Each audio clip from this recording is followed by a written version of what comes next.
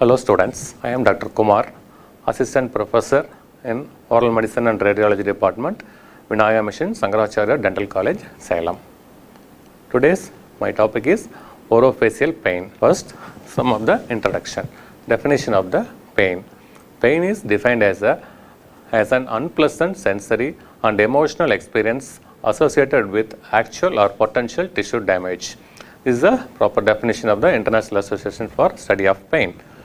Pain is a subjective symptom that indicates the presence of disease. It wakes the patient from a hidden disease and makes the clinician to diagnose and treat the disease. Pain is not a disease but a symptoms of a disease. First, we will go through the how to develop the pain development. Tissue damage caused by irritation and inflammation, infection and other external stimuli. Start with the tissue damage. It leads to release of various chemicals like potassium ion, hydrogen ion, serotonin, histamine, bradykinin, arachidonic acid and metabolites, etc. Various chemicals that create the nociceptive impulse, that create some of the impulse. Receive the impulse and carried by the sensory fibers through that impulse carried out by sensory fibers, that is called nociceptors. Transmits the impulse through the pain pathway to the brain. That is the pathway is called pain pathway. Pathway to the brain. Pain is felt when the impulse reaches the pain center of the brain. The pain center of the brain. The pathway of the pain. In any part of the orofacial region, that nociceptors receive the impulse and carries to the brain through the three orderly neurons. There is a first order neuron, second order neuron and third order neuron. First order neuron from the damaged tissue, for example the teeth, the damaged tissue to the directly conducted go to the posterior horn of the spinal cord, that is the first order neuron. Then from the posterior horn of the spinal cord to the thalamus through the spinothalamic tract of the trigeminal nerve, that is the second order neuron. The third order neuron is from the thalamus to the precentral gyri to the frontal lobe of the brain, that is the cortex. That's where pain center is present. When the impulses reaches the sensory center, the impulse is felt as a pain sensation. In the picture, first there is a stimulus started from the orofacial region through the receptor. First go to the spinal cord of the posterior horn of the spinal cord, that is called first order neuron. Then go to the thalamus, that is the second order neuron through the spinothalamic tract.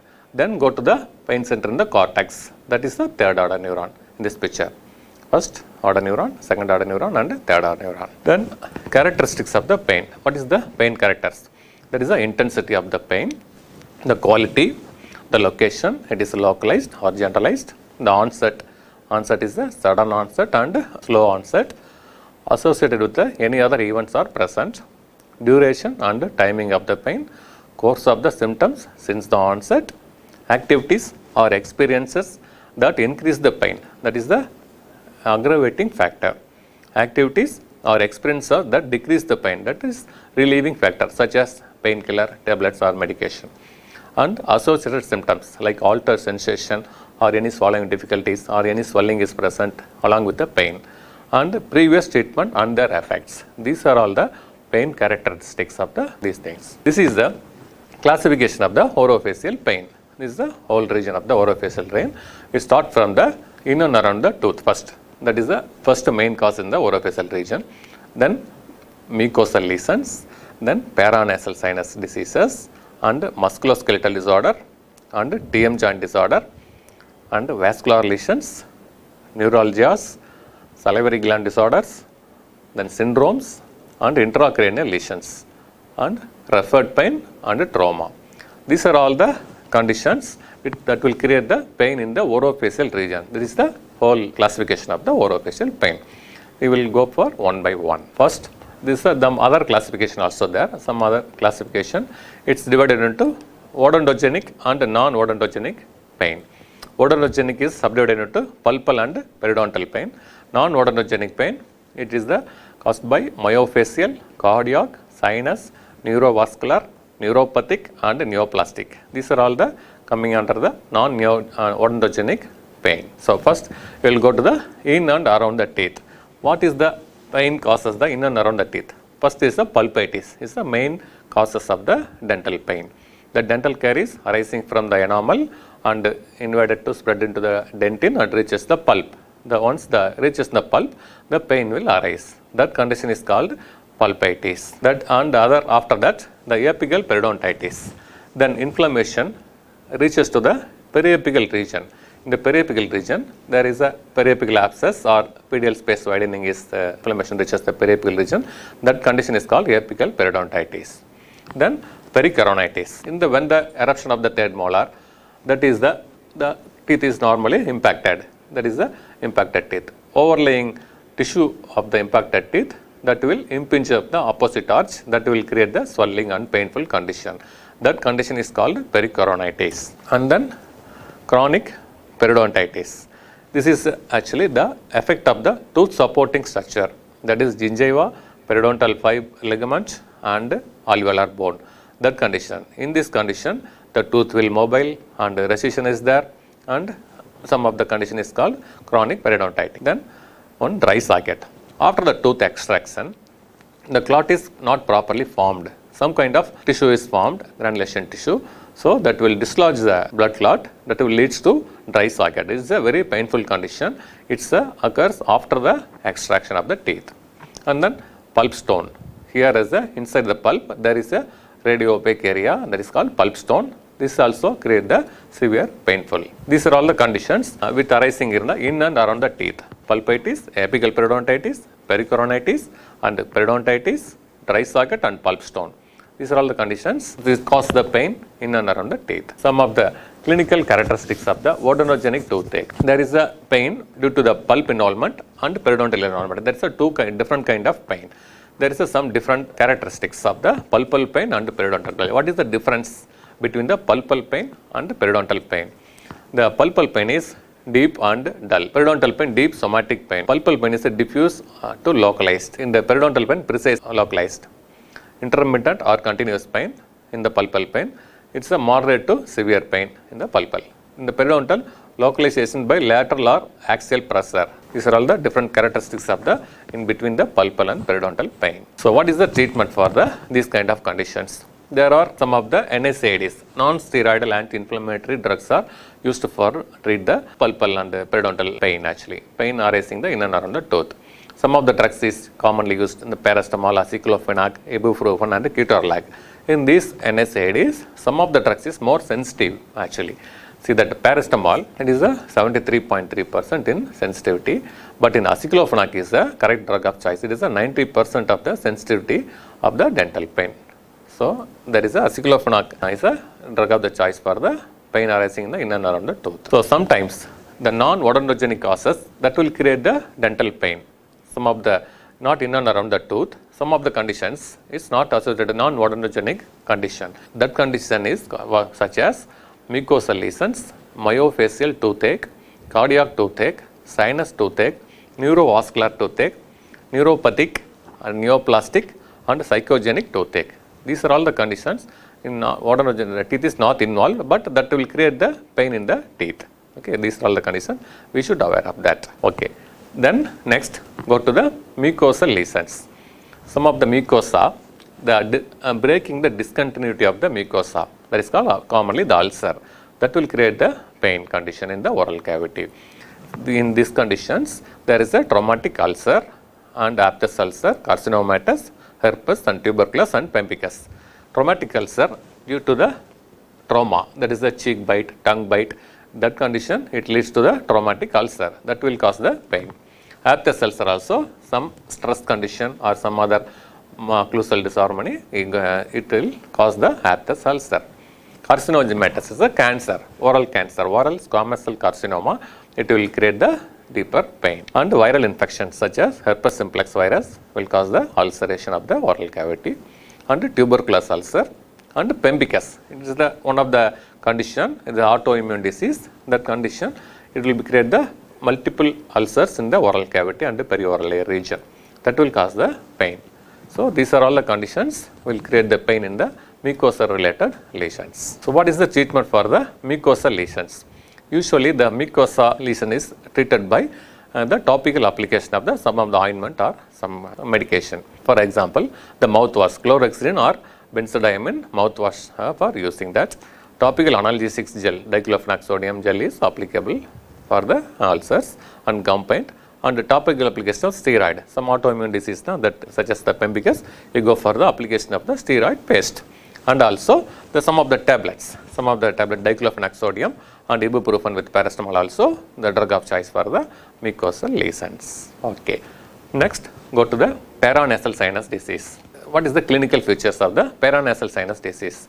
The facial pain and pressure in the maxillary posterior region. Always the maxillary sinus situated in the maxillary posterior region. So, pain is arising in that area, and often the headache, halitosis, fatigue and cough, nasal discharge or drainage or congestion, ear pain also there, sensitivity to percussion, mastication and temperature.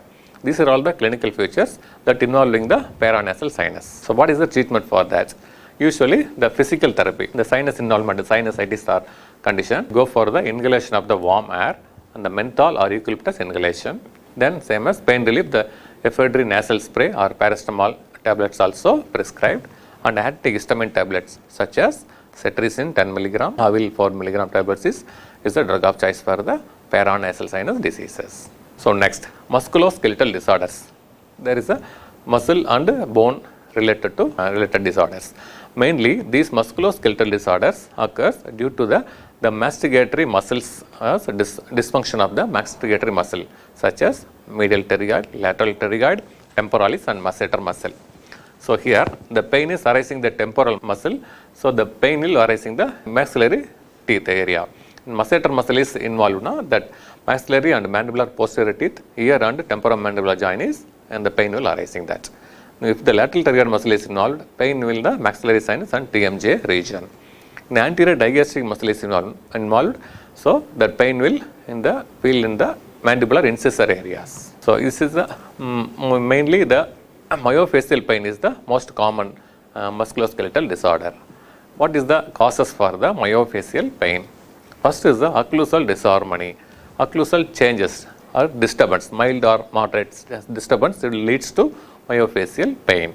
So, such as tooth loss. If the tooth is lost, the opposite arch of the tooth is supraerupted, that will cause the some disharmony, and severe overbite, anterior open bite and attrition of the teeth. These are all the occlusal disharmony.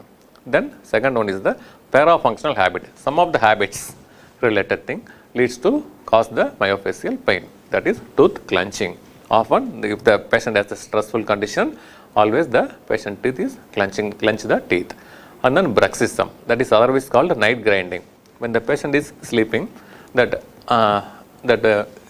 excessive force exerted in the occlusal area. That condition is called bruxism. Lip and cheek biting, hyperextension of the dental procedures and muscle dystrophy. These are all the parafunctional habits that leads to the cause for the myofascial pain. And myofascial pain, clinical features of the myofascial pain. Usually the non-pulsatile, more continuous than the pulpal pain, it is continuously the pain is arising. Non-localizable, tooth sensitivity to temperature, percussion or occlusal pressure. Pain exacerbated by emotional stress. Pain increases with function of involved muscles. Palpation of the trigger point can reproduce the toothache. What is the treatment for that? The treatment is first, remove the etiology, which is remove the parafunctional habits and attend the occlusal disharmony, correct the occlusal areas, and then go for the physical therapy such as hot and cold fermentation. Drugs, also some of the anti-inflammatory drugs also choice for the treatment for this condition, and muscle relaxant such as chlorhexazone, baclofen, tizanidine, and these are all the muscle relaxant to treat for the myofascial pain. And then NSAIDs, some of the NSAIDs are celecoxib, rifacoxib also the drug of the choice.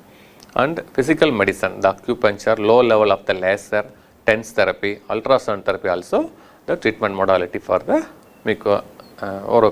this condition of the myofascial pain. And then next coming to the TM joint, temporomandibular joint.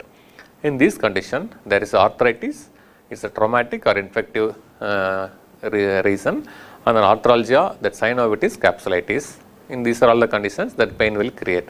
And most common condition in the TM joint is a disc displacement. There is an articular disc situated in between the condyle and the articular eminence. That articular disc is a soft tissue. The articular disc is displaced actually. That is there is a two types of displacement is there. One is anterior disc displacement with reduction, and the second one is anterior disc displacement without reduction. So in these conditions the pain will arise due to the some of the masticatory muscles are attached to the TMJ. So that leads to the muscular pain. These are all the more common pain condition arising in the temporomandibular joint. And then treatment for the TMJ disorders. First is actually the physical therapy. The soft diet and restricted movement is first line of the treatment. Then go for the anti-inflammatory drugs. Some of the specific drug is used for this condition. That is called pyroxicam 20 mg per day. That is called Dolonex DT. Is a 20 mg per day is found to be very effective in the TMJ arthralgia. Then go for the splinting, anterior disc displacement, repositioning splinting. These are all the treatment for the TMJ disorders. Then vascular lesions. In vascular lesions, there is a migraine headache, cluster headache and the temporal arteritis. The neurovascular pain or headache is common complaint. Headache is pain localized into the cranium. It can also present as a variant involving the orofacial region, hence the mimicking the toothache. Then comes to the neuralgia. In this category, there is a trigeminal neuralgia, geniculate ganglion neuralgia, glossopharyngeal neuralgia and postherpetic neuralgia. These conditions, the pain will arising in the orofacial region.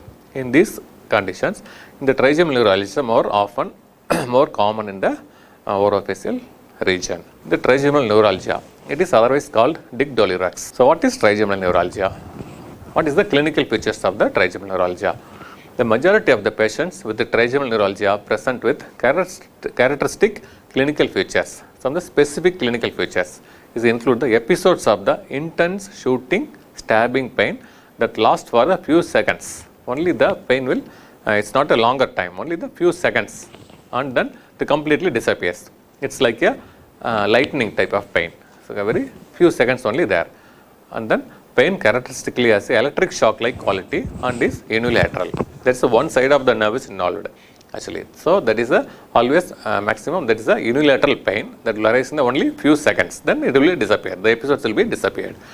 The usually common is the maxillary branch of the is the most commonly affected, followed by the mandibular and ophthalmic branch of the trigeminal nerve. The maxillary branch is the most commonly affected. The pain in trigeminal neuralgia is precipitated by a light touch of the some of the areas, slightly touch some of the areas. That area is called trigger zones. The trigger zones is present on the skin or mucosa within the distribution of the involved nerve branch. The common site of the trigger zones included the nasolabial fold and the corner of the lip. This is the trigger zones. It is in these trigger zones, the pain will precipitated by slight touch. The slightly touches in the nasolabial fold and the lip, now the pain will arising. The very stabbing and shooting pain will arise. In sometimes the shaving, showering, eating, speaking or even exposure to wind can trigger a painful episode. These are all the main clinical features of the trigeminal neuralgia.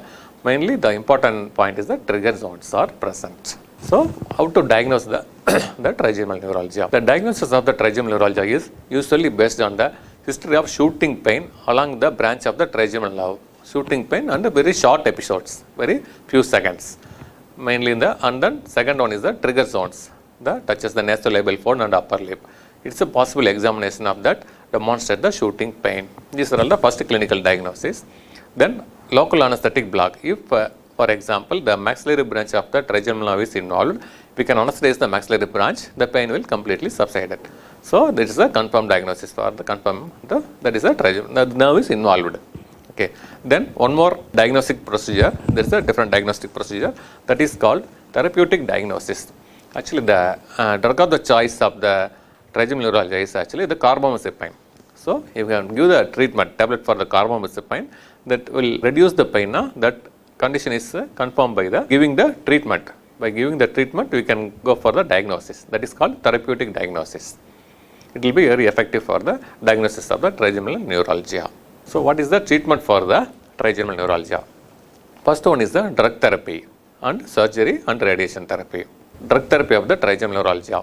There is a carbamazepine is a drug of the choice for the treating the trigeminal neuralgia. First start with the 100 milligram twice a day for 3 days, then slowly increasing every 3 days or 1 week until the patient gets relief with a maximum of the 1200 milligram.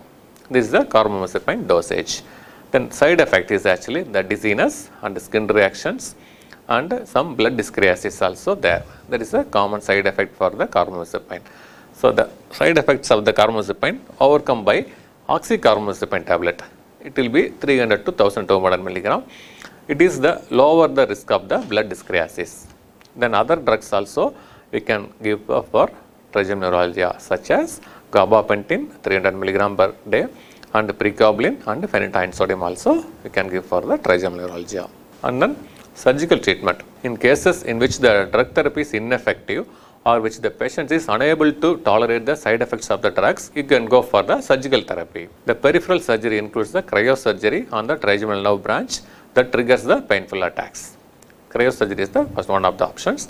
Most commonly performed procedure at the level of the gazerian ganglion in the percutaneous radiofrequency thermocoagulation. Glycerol block at the ganglion also one of the surgical procedure. And the compression of the ganglion by ballooning microcompression. The most extensively studied surgical procedure is microvascular decompression of the nerve root at the brainstem. These are all the surgical procedure for the trigeminal neuralgia. Then radiotherapy, the gamma knife therapy actually.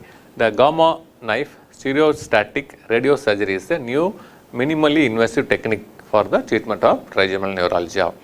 The technique uses multiple beams of radiation, usually the doses of 70 to 90 gray units, converging into three-dimensional focusing precisely on the small volume, only the focusing on one small area. This technique is particularly helpful for elderly patients with a high risk surgical risk. If the patient is unable to go for surgery, you can go for radiation therapy, especially for elderly patients. Then go for salivary gland disorders. There are the three major salivary glands in the oral cavity: parotid, submandibular and sublingual. Some conditions, the painful conditions related to salivary gland disorders are mumps, parotitis, sialadenitis and sialolithiasis. First is the mumps. Mumps is an infectious acute viral sialadenitis primarily affecting the parotid gland. This is a viral infection. The causative agent of the mumps is paramyxoma virus, which causes the diffuse disease of the exocrine glands. Transmission is by direct contact with the salivary droplets. The clinical feature is a very painful condition. It commonly occurs in the young adults and children. Approximately 30% of mumps infections are subclinical. In symptomatic cases, patient develop fever, malaise and headache and chills. The additional preauricular pain, prodromal syndrome will start. Most frequently, within the 1 day, there will be significant salivary gland changes are seen. Then treatment for the mumps are usually the palliative in nature. Analgesics can be prescribed. The measles and rubella can be prevented by using the MMR vaccines. Then sialolithiasis. This is otherwise called salivary calculi or salivary stones. Sialolithiasis. Sialoliths are calcified structure. This is a calcified mass that develop within the salivary gland ductal system. The major gland sialoliths most frequently cause the episodic pain or swelling of the affected gland, especially at the meal time. Because whenever we are taking the meal, that time the salivary flow is increased. So whenever the salivary flow is increased, that will cause the pain. The sialoliths typically appear as the radio-opaque mass on the radiographic examination. Usually, the common is submandibular salivary gland sialolith is very common. The small sialoliths of the major gland sometimes can be treated by conservatively by gentle massage or milking the gland. This will be towards the ductal orifice. That will conservatively can be treated. Sialagogues. Sialagogues means salivary secretory drugs. The civimelin, pilocarpine, those drugs are used for stimulate the salivary flow. The moist heat and increase the fluid intake also maybe promote the passage through the stone. And larger sialolith usually need to remove the surgically. And then go for syndromes. There is a three kind of syndromes here associated with the orofacial region. One is Eagle syndrome, Trotter syndrome and Fry syndrome. Eagle syndrome. Eagle syndrome or styloid carotid artery syndrome is a rare condition where an elongated styloid process, the styloid process elongated more than 30 millimeter, is in conflict with the adjacent anatomical structure. If the styloid process is longer than the 30 millimeter, it will be impinge the other anatomical structure that will create the pain. That condition is called Eagle syndrome. And Trotter syndrome. Trotter syndrome is a cluster of symptoms associated with certain types of advanced nasopharyngeal carcinoma. The symptoms of the Trotter syndrome is unilateral conductive deafness due to the medullary effusion and soft palate immobility and difficulty to open the mouth. Then Fry syndrome. It is a rare neurological disorder resulting from the damage to or near the parotid gland responsible for the making saliva and from the damage to the auriculotemporal nerve, often from the surgery. The symptoms of the Fry syndromes are the redness and sweating in the cheek area adjacent to the ear. Adjacent to the ear, the parotid area, there is a redness and sweating is there. And then last one is the referred pain. Referred pain, also called reflective pain, is the pain perceived at a location other than the site of the painful stimulus. The pain is arising in one area, but it will cause the pain is some different area.